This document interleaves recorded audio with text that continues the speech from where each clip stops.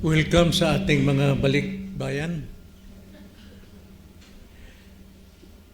Nawa napagpala kayo sa pakikinig ng salita ng Panginoon. Nais kong ayayahan kayo na basahin natin ang Psalms 86. Ito yung isang kabanata na pagmumulan natin ng mga aral tungkol sa panalangin. Mas maganda kung basahin nyo ito in advance kasi verse by verse natin gagawin para sa ating meditation every Wednesday. Psalm 66. Magsimula tayo sa verse 1. Ganito po ang pagkakasabi. Ikiling mo ang iyong pandinig, O Panginoon, at ako'y sagutin mo sapagkat dukha ang at nangangailangan ako. Psalms 86, ulitin ko, verse 1. Ikiling mo ang iyong pandinig, O Panginoon, at ako'y sagutin mo sapagkat dukha at nangangailangan ako. Ito po ay isang panalangin ng isang mapagpakumbabang puso. A prayer of a humble heart. Isang panalangin ng isang mapagkumbabang puso. Tayo manalangin. Panginoon, nagpapasalamat kami sapagkat malaya naming matutunghayan ang aming pong mga sarili sa aklat ng buhay. Walang iba kundi ang iyong salita, salamin ng aming kaluluwa. At turuan kami, Panginoon, na manalangin sa inyo. Nawa nga po makita namin, maabot namin ang isang pusong mapagpakumbaba sa panalangin. Ito ang aming dalangin sa pangalan ng Panginoong Hesus. Amen. Now, hanggat hindi kinikilala ng isang tunay na Kristiyano na bago siya maligtas, siya ay isang alipin at patay sa kasalanan. At hanggat hindi ito natanim sa puso ng isang tunay na Kristiyano, mananatili siyang mapagmalaki sa harapan ng Diyos. Now, Psalm 66 ay panalangin ni Haring David na nagpapahayag, 86.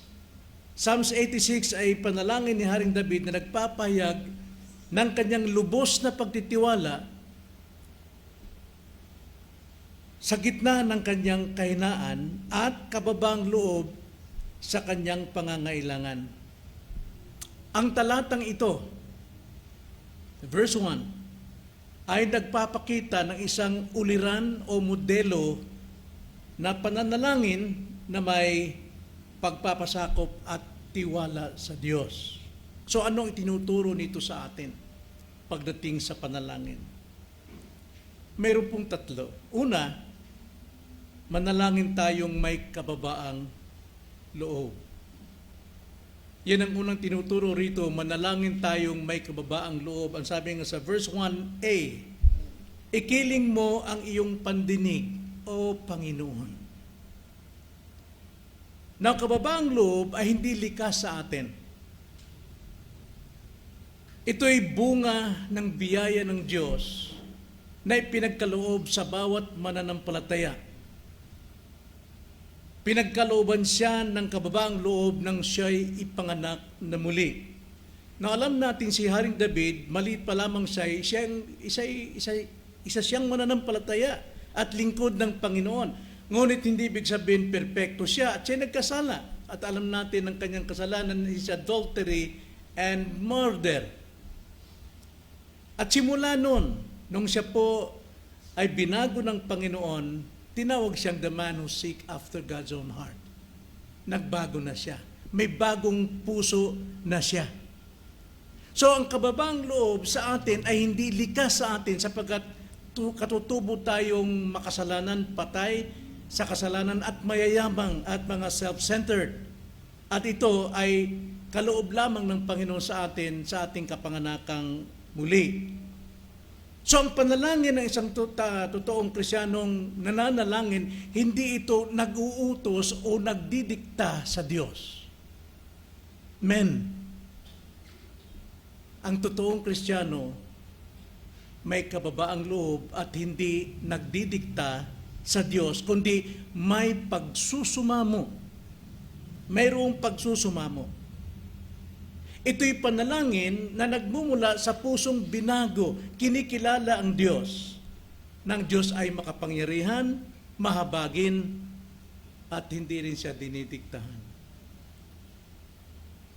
So ang tinuturo sa atin dito, unang-una, manalangin tayong may kababaang loob.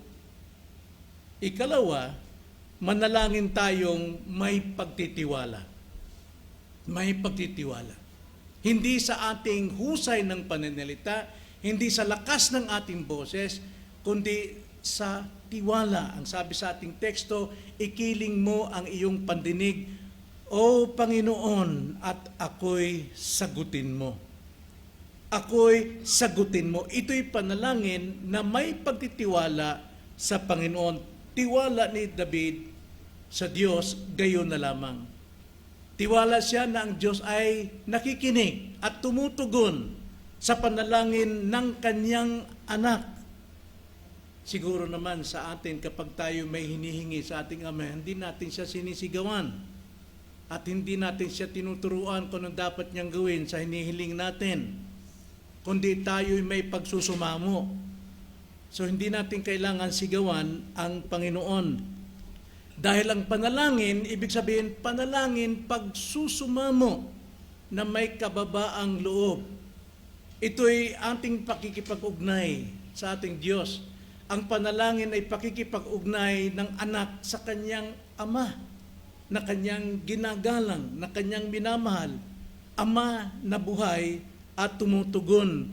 Kaya sa ating panalangin, mayroon tayong pagtitiwala. Hindi lamang tayo po ay magkaroon ng kababaang loob, kundi magkaroon ng pagtitiwala sa Kanya. At ikatlo, sa ating panalangin, manalangin tayong may pangangailangan. Laging may pangangailangan. So kung mayroon tayong pangangailangan, hindi tayo nagtuturo sa Diyos, hindi tayo nagdidikta sa Diyos, hindi tayo sumisigaw sa Diyos, kundi nagsusumamo tayo dahil mayroon tayong pangangailangan. Muli, basahin natin ang verse 1. Ikiling mo ang iyong pandinig, O Panginoon, at ako'y sagutin mo sapagkat dukha at nangangailangan ako. Now, tignan natin si David sa kanyang kalagayan. Siya isang hari, siya isang makapangyarihan.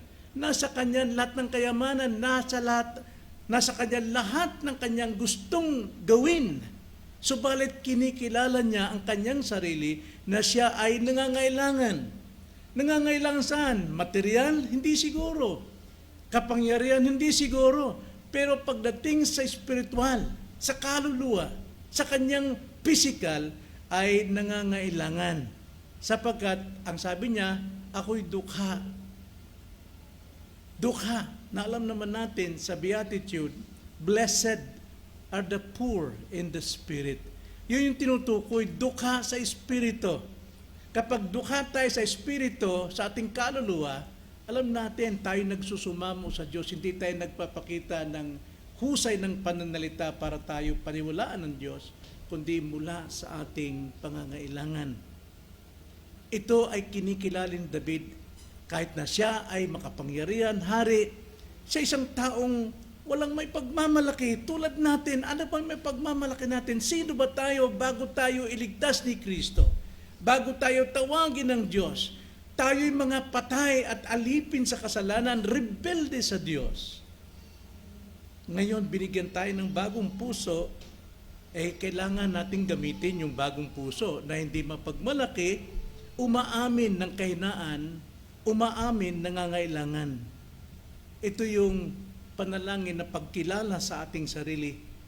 At ang pagkilala natin sa ating sarili sa harapan ng Diyos, ito yung nagdadala sa atin sa mas malalim na pagtitiwala sa Kanya, na mayroon tayong mas mababang puso.